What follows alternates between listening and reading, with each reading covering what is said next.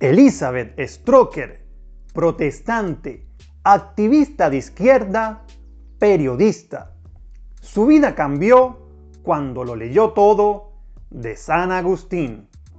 Empecé a leer a Agustín compulsivamente. Devoré las Confesiones y la Ciudad de Dios, después sus cartas y sus sermones. Han sobrevivido unos 5 millones de palabras de San Agustín y yo las quería leer todas. Amaba su claridad de mente, su intelecto increíble, su carisma deslumbrante. Amaba como joven adulta toda esa intensidad, la fuerza de sus sentimientos por Dios y el mundo, su pasión, pero también apreciaba el servicio que daban sus textos para navegar por escrituras difíciles. Sin darme cuenta, ya estaba empezando a confiar en la tradición de la Iglesia Católica. Fui confirmada durante una vigilia pascual muy temprana, hacia las 4 de la mañana, en la capellanía católica de la Universidad de Cambridge.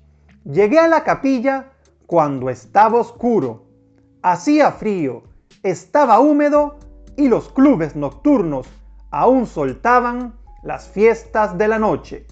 Cuando llegué estaba despierta, de pura adrenalina, exhausta pero alerta. Durante la misa estaba como electrizada, suficientemente consciente como para entender la sorpresa, como de ensueño, de que una profesora mía sostenía el cáliz del que bebía por primera vez.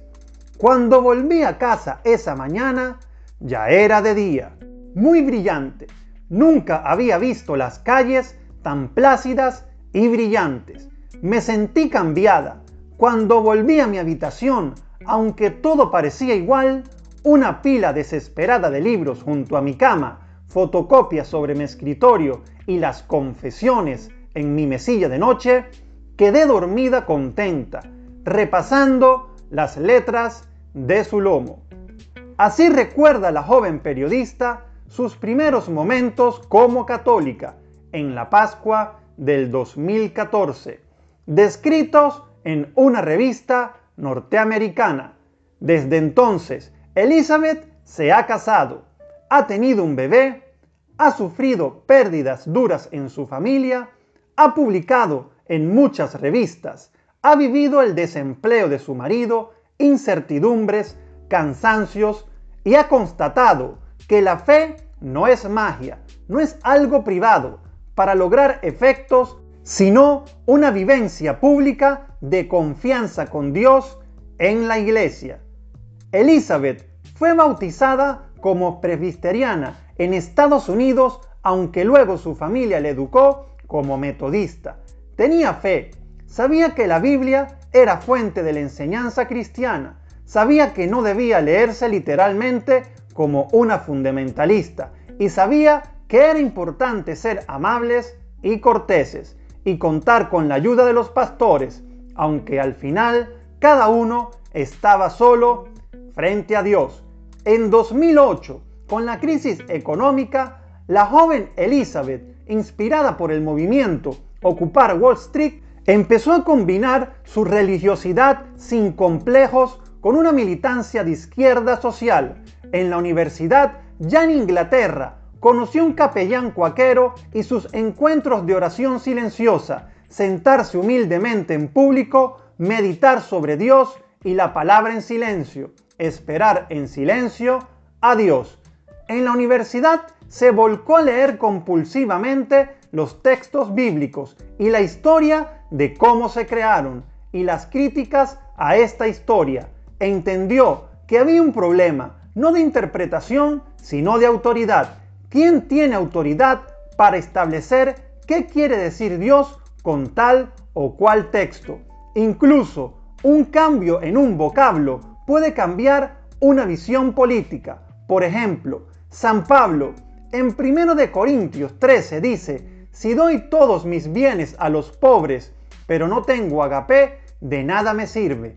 Pero agape en griego fue traducido como caridad y de ahí saltó al lenguaje popular la idea de que caridad es casi exclusivamente dar cosas a los pobres. Pero lo que Pablo pide es agape, es el mundo cambia, las palabras cambian, incluso la gente cambia en su vida.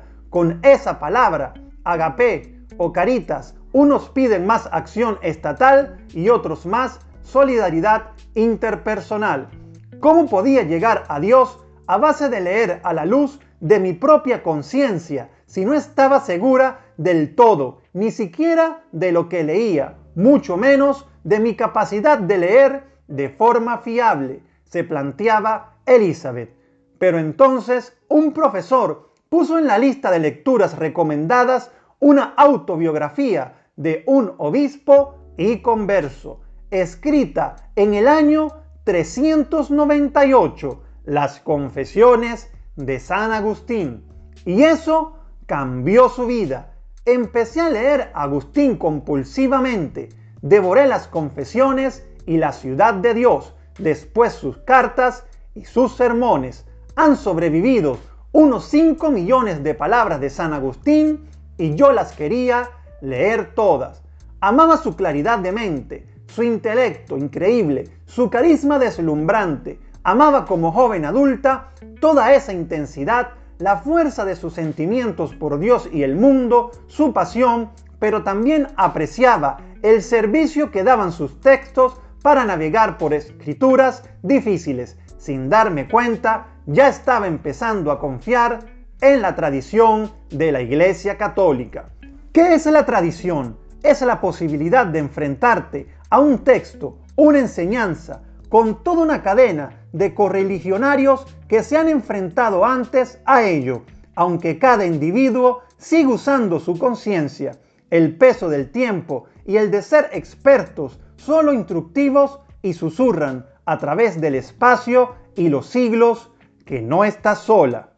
Conoció también un rabino judío que abordaba los textos bíblicos que a ella le sonaban desde la perspectiva de varios cientos de intérpretes previos, un pensamiento colectivo que aportaba peso y equilibrio a los prejuicios de los lectores modernos. Cuanto más leía y estudiaba, más se convencía de que la tradición era necesaria. Quería una guía, claridad, autoridad. Dios no dejó a Adán solo en el Edén, y eso que estaba más cercano a Dios de lo que estamos hoy. Necesitaba ayuda y Dios se la dio.